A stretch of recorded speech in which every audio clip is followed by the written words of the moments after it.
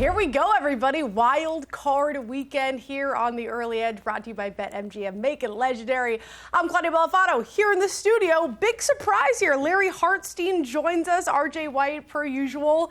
How we feeling? Finally, we have the playoff picture set. Not a picture probably a lot of people painted preseason, Larry. Yeah, but this is an amazing weekend. We've got 6 great games. I think there's a lot of variance. We could see some unexpected winners. I'm just excited to be here with you guys in person. I'm so happy that you're here as well. The most playoff teams coming off 11-plus losses all time, RJ White. Kind of makes for an exciting postseason, though. Yeah, you always have that conversation of which bottom feeder is going to make the playoffs, coming in, who's going to win the division.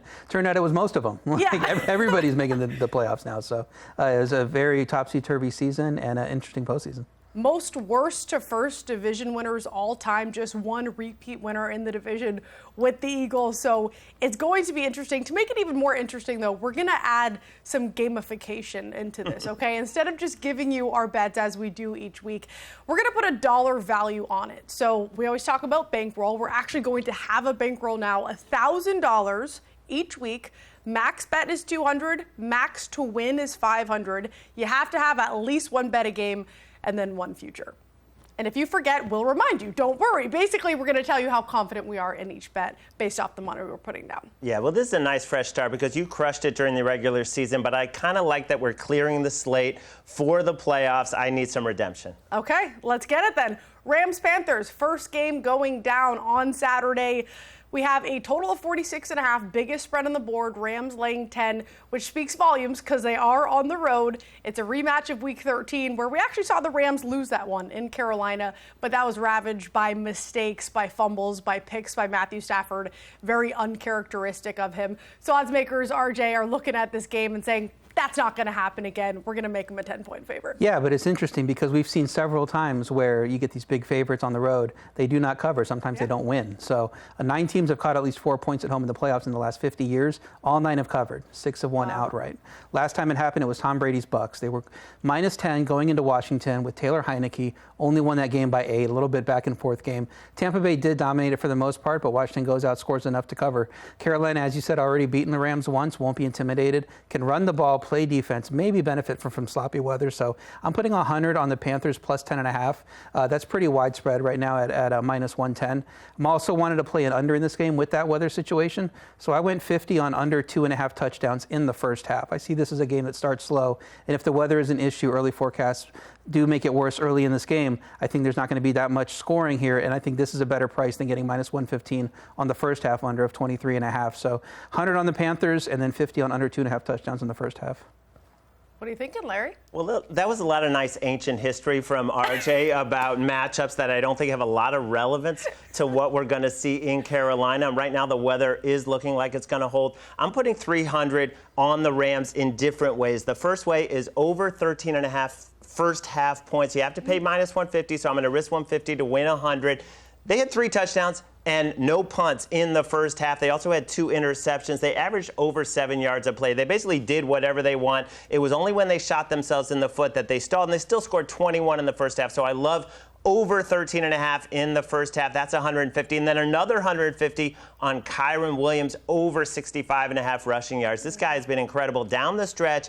5.2 yards a carry in 9 games, and 2 of those were against the Seahawks. Yeah. He has crushed this number routinely. He did it against the Panthers earlier, and Tershawn Wharton comes back for the Panthers.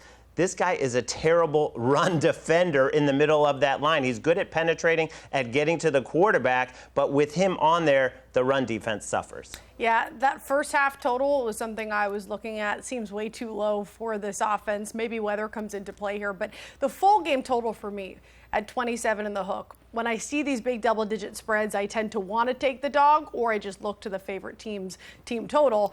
And even with all of that sloppiness, we saw them put up 21 first half points. They finished with 28 total points. And I think what sort of overshadowed how Stafford did under pressure was his mistakes. But they were sending him blitzes. They were sending extra guys. And he was cool Joe under pressure, right? And that's something we've seen week after week, season after season. So I think we're more apt to see that. We saw the highest possible passer rating when they blitzed or sent simulated pressures. 9 times. He had 7 completions on 9 attempts, 2 touchdowns, no picks, 4 explosive plays. So you can really look into the mistakes that Stafford made and say, yeah, that was the Panthers defense. I think that was more a bad game for Stafford than it was Carolina's defense. They're good at takeaways, but the pressure up front has been weak all season long. So money-wise, I'm going to risk 335 to win 248. This is my favorite bet on the board. As we get to the rest of the games, you'll see I went back and forth. I struggled. I had a battle in my mind. With this one, I did not. Carolina's offense can maybe have some spurts, but I think the Rams could win it all this season. I like them to put up points, 27.5, so 28 or more. Favorite bet on the board. You could hear their reactions here. They see how my bankroll goes now. Packers, Bears, total set at 46. Here we get to the small spreads. Packers grabbing the point, the oldest rivalry in the NFL. Each team won at home in the regular season, both one-score games. And we've been seeing, Larry, this line flip back and forth. So everybody else, it seems like me, could not decide who should be the favorite here. Yeah, I like the Bears. I'm going to take plus 1.5 at minus 122. I'm going to risk 100 on the Bears because this is a game where I think the weather will come into play. We're talking about winds, regular winds 15 to 20, but gusting up to 35 miles per hour. And that's going to favor the team with the better run game, which in my mind is the Chicago Bears. Number 3 rushing offense facing a Packers team that since they lost Devontae Wyatt and Micah Parsons, they have fallen apart. We saw the Ravens run all over them. They've given up 5.4 yards per carry over their last 3 games. I think we see a lot of Swift, a lot of Monangai, even Caleb Williams running the ball, and I'll take the Bears plus 1.5. RJ, how do you approach this game? Yeah, I'm not that worried about the wind, especially right now on a Wednesday. Things are going to fluctuate, so we don't know exactly how the game is going to go. Weather-wise, Zach Tom expected back for Green Bay. I think that's a big deal. Love should have some clean pockets to work the ball downfield if the weather's not an issue. And if it is, he's still going to have clean pockets. And he has a group of healthy receivers finally. You get Jaden Reed back. Now Christian Watson playing well. Romeo Doubs good for this game. We'll see if Dontavian Wicks is okay for this game. But, Green Bay's defense is beatable with their injuries, though, so especially up front. Odunze tracking to return. I do like the over in this game. Put 100 on over 45.5. Did give you minus 115 on your Bears play too, because as you said, the line has been fluctuating. So you get a little bit better odds there. And if the winds are bad, I think it may force these teams to go for it on 4th down a little more, and you still get more touchdowns instead of field goals here. And so I'm taking that. I'm taking 50 on the Packers money line. Just think that Chicago defense has been an issue all year. Bottom 5, I believe, in yards per attempt and yards per rush.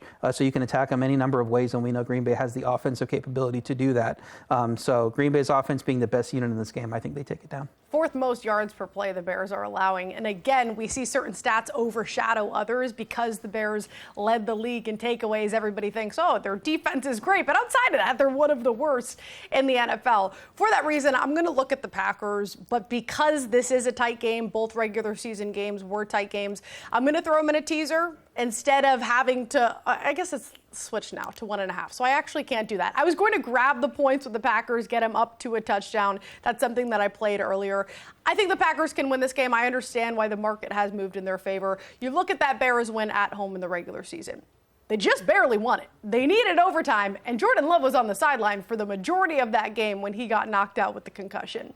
They're not convincing. I know their offense has spurts, but their defense really worries me. You said it, the Packers are the healthiest they have been all season. I know they're on this losing streak. I know Jordan Love might have a little bit of rust coming off of that concussion, but I still think they're the better overall team, and I think we see that come to fruition here, especially in those trenches.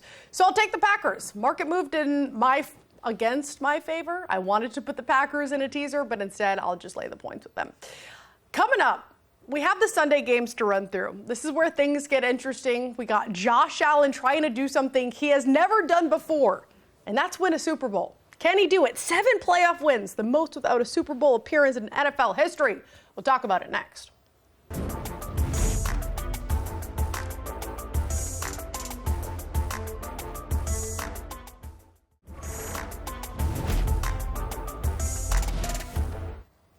Welcome back, everybody. Jumping into the wild card slate with our guys. Will Brinson decided to join us. Thanks, Will. Here with Larry Hartstein, RJ White in studio. It's good to see you. Blame technology and blame redacted for any air travel issues, I guess is what I'd say. Well, you missed talking about your Rams squad, but we all were in pretty much agreement they should take care of business this weekend. Let's talk about the Bills and the Jags, a game that's expected to be a lot tighter. Bills laying just a point here on the road, total set at 52. Josh Allen, I said heading into the break, 7 playoff wins without a Super Bowl appearance. That's the most in NFL history, but you would think no Joe Burrow, no Patrick Mahomes, those roadblocks that have stopped him all these years, no Lamar Jackson. He should get it done, Will Brinson, right? I kind of think the Jaguars and Liam Cohen and Trevor Lawrence playing the best football of his career, along with a bunch of weapons and a pretty good defense. Like, if you take Josh Allen's obviously better than Trevor Lawrence in a vacuum, but if you take those two guys out of it and agree that Trevor Lawrence is playing at a reasonably comparable level to Josh Allen, the Jaguars just have the better team right now. And they're playing at home. Josh Allen's 0-4 straight up against the spread in road playoff games. Duval County, my family's from Duval County. Believe me, I know these people. That place is going to be rocking for that game. They will be tailgating very early. And I kind of think the Jaguars are going to find a way to get it done. Let's not forget, there are a lot of quarterbacks, young quarterbacks in this bracket on both sides that don't have playoff experience. Trevor Lawrence does, and he's got an incredible comeback against the Chargers a few years ago. So give me the Jaguars for $100 Brinson bucks or whatever we're betting. We did explain the money at the top, but yeah, basically we're telling you, if you missed it at the top, how confident we are in these plays. We have $1,000 to spread among all these games, so $100 Brinson dollars goes on that game. Larry, I know you're looking at the total. This is the highest total on the board by over a touchdown. Is that why you're going under, or another reason? Yeah, this total's gotten out of control because you look at this Jags, they have a great pass offense with all these weapons, but the Bills allow the fewest passing yards in the entire NFL. And then you look at the Bills, a devastating run game led by James Cook. Well, Jacksonville allows the fewest rushing yards in the game. So each team is uniquely suited to challenge what the other ones does. I think there's going to be points, but 52.5 is way too high. The Bills are a slow-paced team. If it's a neutral game situation, which I think this game will be close, they're 24th in pace, so they're not in a rush. I'm going to take 100 of my Brinson bucks and go under 52.5. Oh, so Will's just actually supplying all of us the $1,000? Thank you, Will. No. RJ, free roll with Brinson's dollars. Where are you taking it? If I'm going to play Brinson's bucks, I'm going to be on Brinson's side, and I'm going to play the Jaguars +1 as well. 150 on that for me. Only playing the game right now because, Buffalo depends on that run offense, but as you said, Jacksonville has a strong rush defense. In their 4 losses, they only allowed 81.7 yards per game, so it's not like they were getting run all over in the games that they lost either. Buffalo's injuries on both sides of the ball matter. Josh Allen is supposed to be practicing in full on Wednesday with that foot injury. So maybe it's not an issue moving forward, but maybe it is. And I think that the way the line is set up, he has to be Superman, right, to carry this team. And they're expecting full health. They're expecting the Josh Allen we know and love to show up. And anything goes wrong, I don't think they're going to win this game. And even if he is Superman, Jacksonville's averaged 32.8 points in the 10 games since the bye. So it might not be enough. Jacksonville just might be the better team here. So love the Jaguars here +1. Maybe it's my eternal Bills pessimism, which comes in every year it seems like. But I just think the Jaguars are the better team here. Well, the Jags are the team in the NFL right now, picking up all of the momentum, 8 straight wins. Not only their offense high-flying, beating up everybody through the air, their run game is questionable at times, but their defense, one of the best. You just talked about their run defense. They didn't allow a single 75-yard rusher all season long.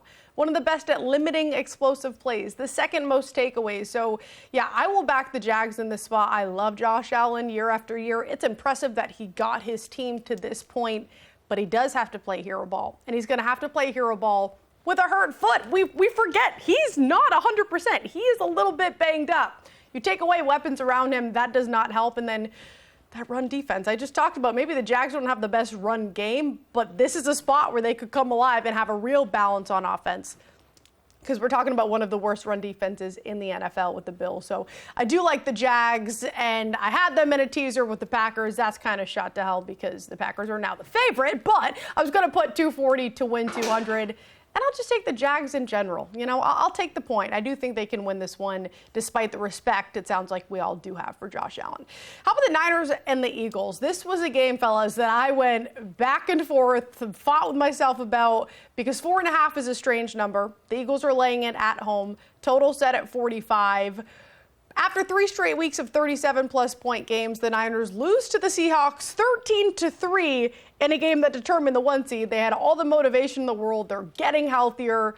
So, RJ, how do you approach a game like this with a number like this? Yeah, they're getting healthier in general, but didn't have Ricky Pearsall. And the big thing, they didn't have Trent Williams in that game. You know, we talk about who's the MVP between your guy Drake May and Matthew Stafford. I think the MVP is between Trent Williams and Lane Johnson, because we see those two offenses tanked once those guys left the field. And we know Lane Johnson's going to be back. I mean, we're pretty sure. I don't think it's confirmed, but everything's pointing that way. Hopeful Trent Williams will be too. It seemed like if the game was Sunday against the Seahawks, he might have been able to play. So that kind of bodes well for him in this game. Both these offenses need these guys to have success. So I'm counting on them both being back, and I wanted to look to play an over in this game because I think 4.5 is around the right spread. I'm going to put 100 on over 9.5 in the first quarter at minus 105. Taking that first quarter over helps reduce the risk of re-injury in the game for those guys, and I'm sure Shanahan's going to come out something schemed early to take advantage of this Eagles defense and find the holes in it. So spread's a little high for me to take Philly, so I'm mostly just going to look to bet them live at the better number instead, because I think the line probably should be 5, maybe 4.5 is right. But that's the initial play I'm going to make in this game. Also going to take Jalen Hurts over 1.5 pass touchdowns plus 100, put 50 on that. He's gotten there in half his games, and the 49ers have allowed multiple pass touchdowns in 7 of their last 10. I expect him to get one early, and then I don't think that defense is going to shut him out the rest of the game.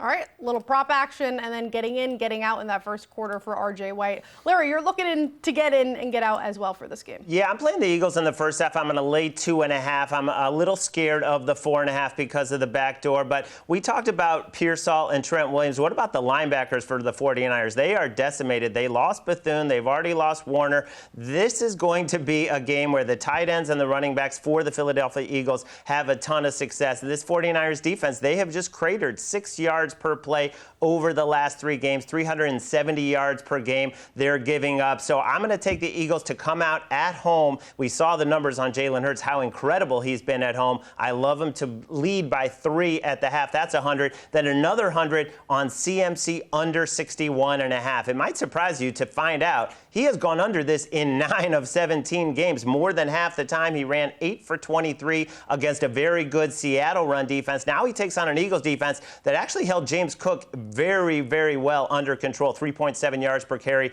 for James Cook. So I think they can hold CMC under 61.5, and that's another 100.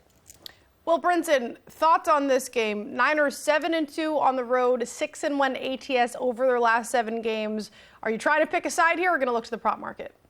I'm going to do the prop market, Claudia, and I think this is like from a holistic standpoint, this is a really interesting matchup because the Kyle Shanahan tree, didn't revolutionize football, but I mean, it changed. You get all these hires out there. You have all these guys running this, these deep shot plays off play action and things to try and design to get guys open across the middle of the field. And then enter Vic Fangio's defense kind of designed to counter it, right? And so this is from a schematic standpoint, this is a really interesting game of chess. I agree with Larry. I don't think Christian McCaffrey is going to run the ball very well, but I also don't think that Kyle Shanahan is going to try to come into this game and run the ball with Christian McCaffrey a ton. So I am going to, I can do whatever the hell I want, I guess, because it's my Brinson bucks. I'm going to ladder Christian McCaffrey receptions. We're going to start with $50 on 6 receptions at plus 110. We're going to, for those who don't know, when you build a ladder, you go bigger on the high, bigger on the low end, and then sprinkle up to the top. We're going to go $25 on 7 receptions at plus 198, $25 on 8 receptions at plus 350, and then $10 on 9 receptions at plus 580, and $10 on 10 receptions at plus 880. He's hit every number in this ladder at various points across the season. And you look back to last week playing the Seahawks, an elite defense capable of slowing them down on the ground. He gets 7 targets for 6 catches. I think there's a real chance that the game plan for the 49ers features Christian McCaffrey in the passing game early. And then if they can't slow down Philly's offense, they're going to have to dink and dunk a lot to keep pressure off Brock Purdy. We could see 10 plus receptions from McCaffrey in this game. Will Brinson using his free will with that bankroll, going with the ladder play. I don't love it laying the 4.5. I'm going to risk 110 to win 100, 210 payout on the Eagles. The way I think they win is in the trenches. Their defense sort of kept them afloat all season long, right? So we can give them an edge with the defense.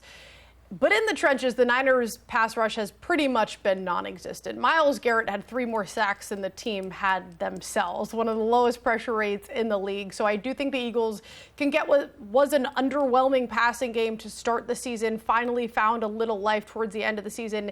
It can get going. And then the run game going up against what's going to be, they already have 3 starting linebackers questionable or out, already a soft run defense. They can get Saquon Barkley going.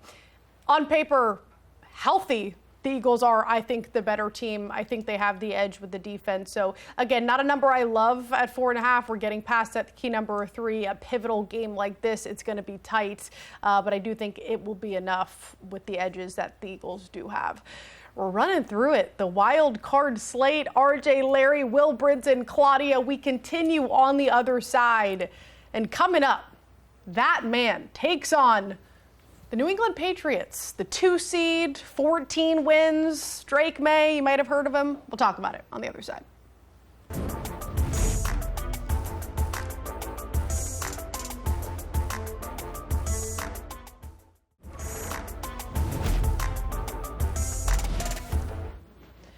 Into primetime we go with the wild card games. RJ White, Will Brinson, Larry Hartstein, and Caludia Bellofatto with you. Here we go. Sunday Night Football. We've got the Chargers visiting the Patriots. The Patriots laying 3.5. The total set at 46. 8 p.m. kickoff. The first career playoff start for Drake May. It would be the first playoff win for Justin Herbert if he gets it done. It's really a weakness versus a weakness because the Patriots can't get pressure on the quarterback and the Chargers let a whole lot of pressure on that Justin Herbert. Let's come to you first, Larry Hartstein. How do you approach this game? Well, you mentioned it is the first playoff start for Drake May, who had an incredible season. And the analytics guru, Cleve TA, pointed out that when you have a quarterback with playoff experience against one who doesn't have playoff experience and you take out rookies, they're 30-11 against the spread. That's pretty good for the Chargers. I just think 3.5 is too many here because you have the ingredients of a great coach, a great quarterback, and a very good defense. Jesse Minter's defense, they don't allow the deep throws, which is what the Patriots live on. They've allowed the second fewest explosives in all of football. So I think it's going to be a tight game. That's 100 for me on the Chargers plus 3.5. And I'm also going to put 100 on Travion Henderson under 52.5. Now, Ramondre Stevenson appears to have a late season rebirth. He's running better than he has in a long time. So that's going to limit Travion's carries. Also, the Chargers have given up 3.7 yards per carry over their last 3 games, number 4 in terms of rushing defense for the entire season. Travion could break one. We all know it. That's what he lives for. But he also could get stuffed a few times and then not get many carries. And I'm going to bet on this Chargers defense under 52.5. Well, I hate the first play. To be completely honest, though, for those who have been with us all season long, I am clearly a Patriots fan. And to be honest, we bet numbers. You know, we're not betting with our hearts. We're betting with our minds. I see the 3.5. I know the Patriots' schedule has been an absolute cakewalk. I'm fully aware of that. They have not faced good defenses. So for that reason, I told myself I'm going to play the Chargers with the 3.5. I start to write it up, and everything's heading towards the Patriots. I understand the history. It's a first start for Drake May, all of that. Chargers, certainly the best defense they will face. They're great against the pass. I understand that. But even when they faced the Browns, for example, Drake May was sacked 6 times in that game, Myles Garrett and the Browns, they still won by margin. Somehow they're able to piece games together, and I know Justin Herbert's one of the best quarterbacks in the league, but he hasn't played that well. Second half of the season, just one 300-yard game, 13 touchdowns to 7 picks over the last 9, a pick, at least 1 in 5 of the last 6 games. 0 help, as I mentioned off the top, from the offensive line, which doesn't help the run game, of course. Second to last in run block win rate. Justin Herbert has faced more pressures than anybody. He's been hit more than anybody, so that helps a Patriots pass rush that hasn't looked great. And Drake May is the most accurate quarterback in the league. I could go on. I'm going to talk about him later, so I'll save it. So I understand why people would look at the Chargers. But Justin Herbert hasn't been playing well. He hasn't played well in his career in the playoffs. 0-2, 52% completion, 2 touchdowns to 4 picks. I think it's going to be a sweat, but I can't force myself to bet the Chargers just because I like the number. I think it's a game that the Patriots can win by at least 4. Well, RJ, you're smart not taking a side here. You're looking at the total. RJ, talk to me. Yeah, I probably am going to get there with the Chargers. I just want to keep an eye on that injury report, see who's going to be playing tackle. If it is Salyer and Pipkins on the outside, I'm probably going to go ahead and play the Chargers. I just don't want Bobby Hart to be on the field and have a chance to be a turnstile for that offensive line. I'm taking the under 46.5 for 100. One of the toughest defensive matchups New England's faced all year. You mentioned their schedule, particularly defensively. They have not faced a lot of tough defenses, and the Chargers have allowed 20 or less in 9 of their last 10. I keep on harping on taking team totals under against them and taking regular unders with them, just because I think it's a very strong defense that isn't getting enough credit for what Jesse Minter is doing. Jesse Minter, of course, being a head coach candidate for a lot of these openings that we're hearing about this week. New England's defense has allowed more than 23 points just 3 times all year. 4 of Mike Vrabel's 5 playoff games had 40 points or less. It seems to be an environment where he likes to get stuck in and get these really low-scoring games and have his personality come out and just be a tough defensive battle. So I think that's what we're going to see here. I think 46.5 is pretty high for this matchup. So I'm going 100 on that. And then 50 on Justin Herbert over 28.5 rush yards. New England hasn't faced a lot of quarterbacks with rushing volume, but mobile quarterbacks have been mostly effective against them. Those 2 games they played Josh Allen, he had over 100 yards total. Herbert's gotten to 31 9 times, will be fresh after his rest week here. And the Chargers offensive line, if it does struggle, he's going to have him scrambling for yards. And I think he's going to pick up some first downs with his legs. So I like Herbert's over 28.5 rush yards, 450, and then the under is my main play. All right, well, I know you're looking at the under as well. Some notable guys coming back for the Patriots on defense that I wanted to mention. Their leading tackler, Robert Spillane, is expected back. Tonga, their best run defender, is expected back. Harold Landry and Milton Williams, big for that pass rush, also expected back, which could help your under. Yeah, I was actually spending most of my time while you guys were talking looking at the Patriots schedule and laughing. Because, this is a freaking joke. You know what, Will? I said that, so you don't need to say it again. I will point out, Claudia, that somehow in the last 2 weeks, the number of playoff teams that they face has increased, has doubled. It has gone from, well, actually, I guess it's triple technically because they played the Bills twice. They played the Bills, they played the Steelers, and they played the Panthers, who are arguably the worst playoff team that we've seen in a long time. So good for the Patriots. Much beefier schedule. Definitely Drake May for MVP. Oh, can I just really quick? You want to know the mutual games that May and Stafford both have? You know who went 6-0? May. Stafford went 4-2. You know who had half of the interceptions? Drake May. Continue. Thank you. Yeah, just out of curiosity, did they play the Seahawks twice or the 49ers twice, or did they play the Dolphins and the Jets twice? Doesn't matter. Common opponents we're talking, Will Brinson. Go ahead.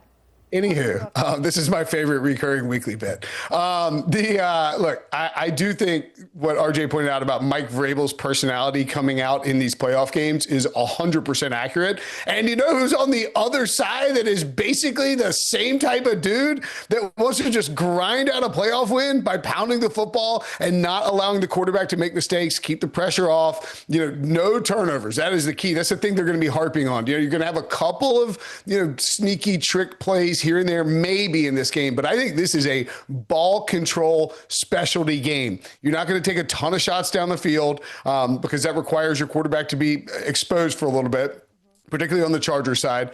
And I think Mike Vrabel and Jim Harbaugh are going to just turn this into a rock fight.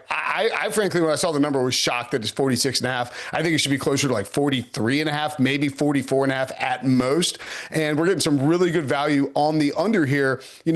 Drake May, first time in the playoffs. Look, the reality is, you can be as great a quarterback as you can be the MVP your second year. You're still playing in your first playoff game, and that is going to change things a bit. Even back in college, Drake May didn't win a ton of big games, if we're being perfectly honest. I think he's fully capable of it. Don't get me wrong. I'm just saying I think Mike Vrabel and Josh McDaniels will maximize their ability to protect him and how they orchestrate that offense. They're not going to come out guns blazing against a good Chargers defense. I think Jim Harbaugh will want to protect Justin Herbert as well. That's why he sat him out last week. And so I just think we see, we could be under 30 in this game easily. I'm frankly shocked by the number. All right, and our crew back there is trying to move us along, showing us this graphic, so we'll bring it back up here. Texans, Steelers, the last game we'll get to.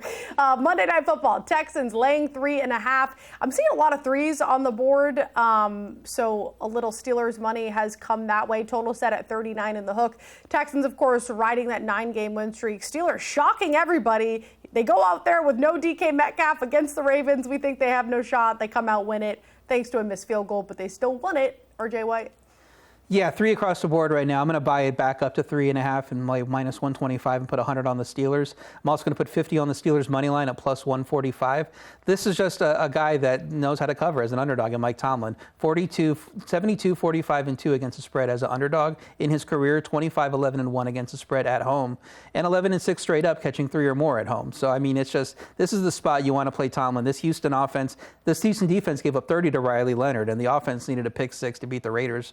They're not playing their best ball on both sides. So I love the Steelers here. I think the Steelers are going to win this game. Larry, Steelers looking to win their first playoff game since 2016. How do you see this one coming? Yeah, well, Tomlin is also a guy that likes to play things close to the vest, especially early in the game when it's 0-0. So I'm playing for 100, the Steelers to punt on their first drive, coming back at minus 120. This is still an elite Texans defense. I think it's one of those feel-it-out process, run the ball, maybe a short pass, punt it away, and we cash the bet. Will? Yeah, I'll take the Steelers here. I basically built out my card and then put whatever's left on Pittsburgh. I do think 3.5 at home is too many. You're getting DK Metcalf back. Tomlin knows how to coach in these spots. Aaron Rodgers, I think everyone on that team is sort of going to ride a momentum wave off the Ravens win and find a way to upset the Texans in the spot. Yeah, if you can get the hook, I think grabbing the points with the Steelers does make sense. I will back the Texans defense, though. I think C.J. Stroud has played really good, clean football.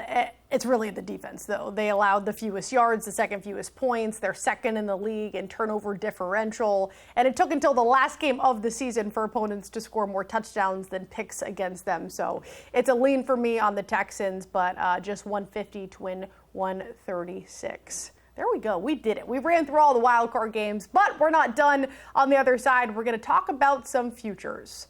That guy, he's played pretty well. Can he maybe get an award? Can he make it to the Super Bowl? We'll talk about it on the other side.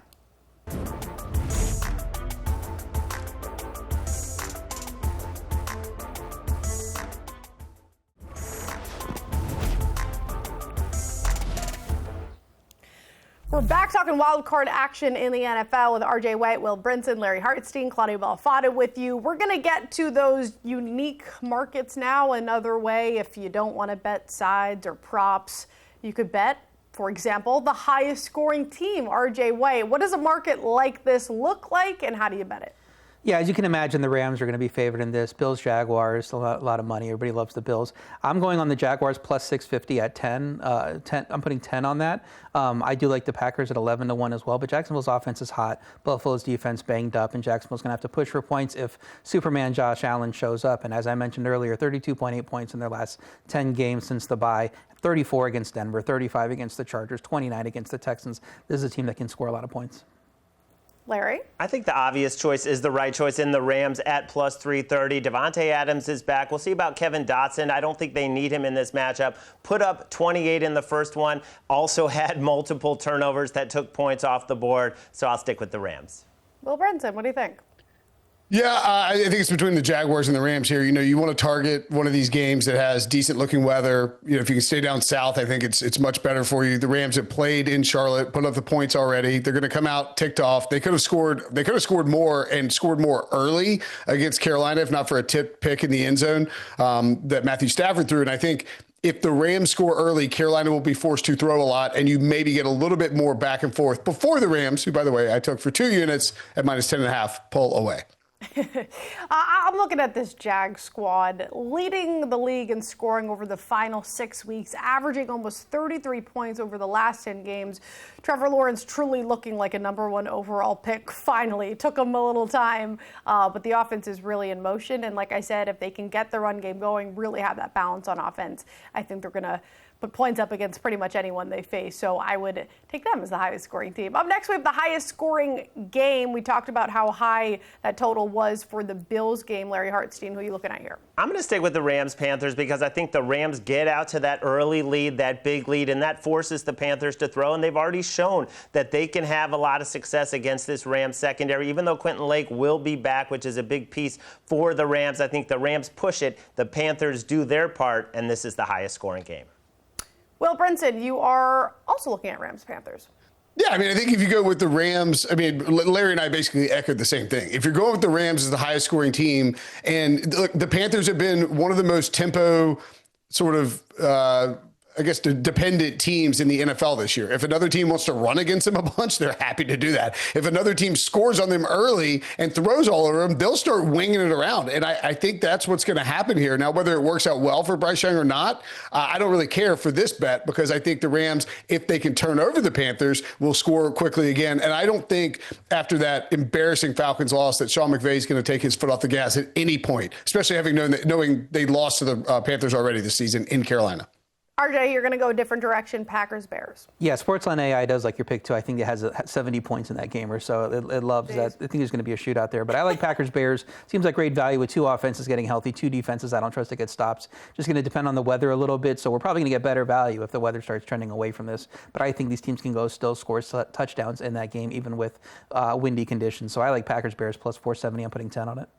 I'm curious to see this next market for the lowest scoring team. I said that Bills game had one of the highest totals on the board, but RJ, you're going to go with the Bills, a great payout here to be the lowest scoring team. Yeah, 28-1 on the Bills. I don't think that they're going to be the lowest scoring team. I think they have a better than 5% chance of being the lowest scoring team. If Josh Allen's foot is an issue, if the pass catchers aren't doing anything, and if that Jaguars defense plays the way it has for a lot of the season, especially against the run and shuts that run down. So 10 on the Bills plus 2,800 for me. All right. Will Brinson. Yeah, I'm going to take a same sort of approach as RJ, where I don't think this is going to be the lowest scoring team, but it's a game in which I like the under. And if we take fraudulent Drake May and we put him against a good defense, 19-1 Patriots, I just think that both teams are going to run the ball a bunch with Drake May's first playoff game. Maybe the Pats stumble here a little bit.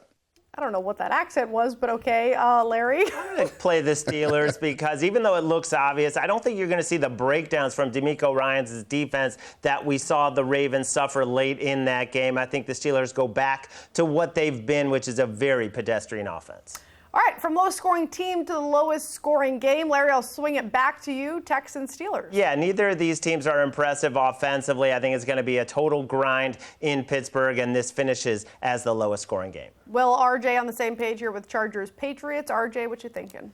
Yeah, avoiding the favorite here with the odds too low. This is probably the game I put number 2. Like I said, Chargers defense has been excellent. Vrabel playing a lot of tighter games in his playoff history. So Chargers Patriots plus 475, putting 10 on that one. Will, anything to add?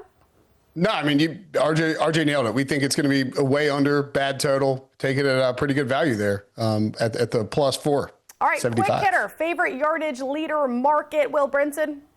A.J. Brown, 11-1, most receiving yards in wildcard weekend. Get to throw all over a bad 49ers defense. Eagles chuck it around early. Larry? Puka Nacua plus 330 to lead in receiving yards. The Panthers play more zone than anyone, and he has 460 yards after the catch just against zone schemes. RJ White? I got Jordan Love passing plus 1,100, easier market than the others with only one quarterback featured per game, obviously.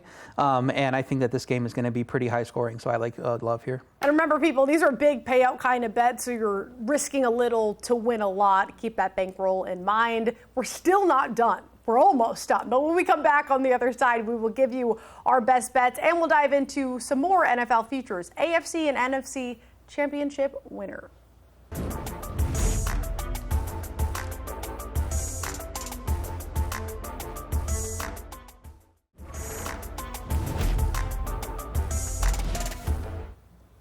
Back here on the early edge, we gave you all of our feels and our bankroll and our confidence in the games for the wild card round. Now we're going to talk futures, the very end, or at least the step before that, because we're going to start with the AFC Championship winner. Shortest odds, Broncos are the favorite, followed by the Patriots, the Bills, and the Jags. So let's start with you, Will. You're looking at the Bills here. Yeah, so I obviously took the Jaguars to beat the Bills in that game. And so it's not really like a hedge, but it is kind of, because I think if Josh Allen goes into Jacksonville and goes superhuman, he might just do that for the rest of the playoffs. And we're getting the Bills at 5-1 or greater. They were like 550-1. They were 7-1 to start the season to win the Super Bowl. So to me, this is just good value. And I will back the Bills in the possibility that Josh Allen does superhuman Josh Allen things throughout the playoffs. Larry, it hurts my heart, but you do have the Chargers, which means one thing. Yeah, I mean, the AFC is just so wide open. Not like the NFC, where I think the Rams and Seahawks are clearly the two best teams in the NFL. The AFC, any of these teams, except for the Steelers, in my opinion, can win it. So why not take the Chargers at 13-1? You have a great coach. You have a great quarterback. You have a great defense. And what I like is if they take down Drake May, the MVP, according to somebody right on my right side, you get to play Denver again. You already beat Denver, so it's a pretty good path for Harbaugh and the Chargers. RJ? I'm taking the Jaguars, put 50 on them at plus 600. I just think they're the best team in the AFC, and they're the last one you mentioned in your list. I think they should be shorter odds than Houston, certainly, and probably even the Bills and Patriots. They're tested on the road, including winning at Denver. I would still make Denver the favorite in the conference just because they have the bye, but Jaguars I would make number 2, and plus 600 is great value for me. I'm going to say something, and you guys are all going to shake your heads, but honestly, the Patriots. Because just hear me out, Will. Will, come on, hear me out. If they beat the Chargers, the first real defensive test, right? If they come out, they cover the number, the offense is high flying, everybody's going to want to bet the Patriots because then everybody finally believes in them, right? Then we're going to see those odds a little bit shorter. Broncos have the first round bye, so that's why the market is priced the way it is. That's my argument, not because I'm a homer, but because if they do actually look good against one of the best defenses in the league, whatever will. NFC Championship winner, Larry, coming to you first. The shortest odds here are the Seahawks, the favorite, the Rams at plus 225. Pretty big jump from the Seahawks at one shot, plus 155. Then you have the Eagles, and then you have the Bears. Yeah, I like the Rams just because that first game against Carolina is kind of a soft entry into the playoffs. So, yes, they didn't get the bye. It's very crushing. They're still the most complete team on both sides of the ball. Give me the Rams to win the NFC. And actually, as I'm looking at the rundown, we all have the Rams, so all in agreement here. RJ, talk to me. Yeah, Rams and Seahawks are so far ahead of the field. I don't love the value on either place, which is going to be a lean for me. I just can't get behind Darnold winning multiple playoff games when we see how he's looked in the prime time under pressure in these massive games. So I think the Rams can put up points on anyone. That would be my lean. Will, you weren't with us to start the show because you decided to wake up late. So you didn't get to talk about I'm kidding. We know. You didn't get to talk about your Rams, though. So here is the floor. Yeah, no, I give you a ton of crap for being a Patriots homer, and I'm a way bigger Rams homer somehow. I didn't even grow up in Los Angeles or St. Louis. Look, here's the thing with the Rams. I think they're the best team in football still. Yeah, they hit a couple of speed bumps. They had a really good division. It cost them the first round bye. But when they won the Super Bowl, they beat the Cardinals at home, throttled them, and had to go on the road. I don't think going on the road phases them at all. Sean McVay is one of the best planners in the NFL. Matthew Stafford, the true MVP, and I think the Rams just get it done. It's been a team of destiny all year. No reason to slow down now. Yeah, I 100% agree. Best in the NFC, I think best in the league heading into the season outside of Detroit. I thought they had the most complete roster. Not only do you have Kyron Williams, but you also have Blake Corum, so you have a two-headed monster there. Not only do you have Puka Nacua, but you have Devontae Adams, who's been their red zone guy, and you have one of the best offensive lines with, yes, a guy who's playing at an MVP level in Matthew Stafford. So I agree with you there. I would go Rams. Super Bowl future. This can be anything. It could be the winner. It could be the MVP. It could be a specific matchup. Interesting fact I saw from our research team here at CBS. To win the Super Bowl, history says you have to be either in the top 7 on offense or defense scoring. 56 of the 59 Super Bowl champs. So that eliminates 6 teams: the Bears, the Niners, the Steelers, Packers, Chargers, Panthers. I don't know if that changes any direction you were going, RJ. Where are you taking a Super Bowl future? My lean would be winning state unlisted. You could pick which state will have the Super Bowl winner, and that's because you get the top 2 seeds in that, and plus you get equity with a still solid Green Bay team. So if I'm going to play that market, I would look to that one at minus 110. Larry? I'm going to take Stafford plus 600 to win Super Bowl MVP because if you're like me and you think the Rams are the best team and they're going to win it all, it's plus 440 on that bet. But Stafford to win the MVP is a little better price, plus 600. I just don't see a scenario where they win it and they don't give it to Stafford. Will, great payout here for an exacto Super Bowl matchup. Yeah, so 18-1, Rams versus Bills. One, I'm glad that all of you have come around to the idea that I said months ago that the Rams are the best team in football. 2, the prophecy that I've been saying for 4 years in a row now. Rams versus Bills, Super Bowl matchup, Stafford versus Allen. Awesome game. Nobody ever never said the Rams weren't good. You're just trying to create that narrative now. Will Brinson, I have love for you. I'm just kidding. Larry Hartstein joined us in studio today. So glad you were here. RJ White, I'm Caludia Bellofatto. Thank you guys for hanging out with us. We will be continuing this throughout the playoffs. Don't forget to catch up on the Early Edge Monday through Friday. Scan that QR code to watch now. Have a great rest of your day.